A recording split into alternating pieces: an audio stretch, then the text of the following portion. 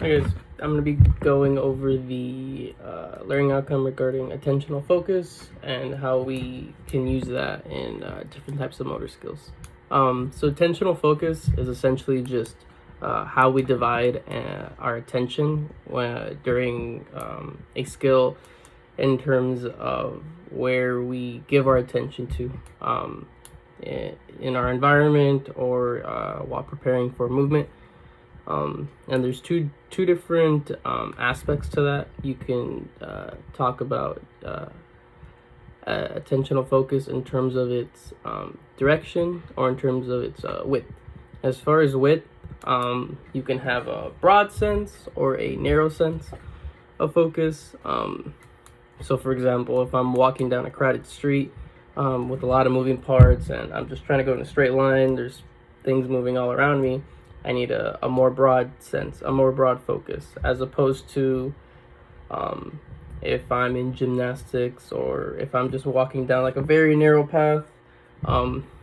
I need to have a more focused sense of a more narrow sense of focus as opposed to the wider sense, because my path is narrow and I need to just narrow it down, as opposed to where I can, just disregard the other information in my environment. The other aspect is the direction. So you can talk about the external or internal focus. So if you're internally focused, you're essentially focusing on your own movements, your own self. You're not really worried too much about the results of it. So for example, I'm thinking of baseball. In baseball, you can either think about how the pitch is coming to you, or you can think about how you're moving to the pitch, your swing, your own swing. That would be more of an internal focus. On the other hand, like those with more experience, I would say, who are a little bit better at baseball, they already have their swing down, so their biggest focus should be on the pitch at hand. So they would have an external focus because they're focusing their attention on the external environment, the ball that's coming at them. And you can actually switch between the two, attention switching.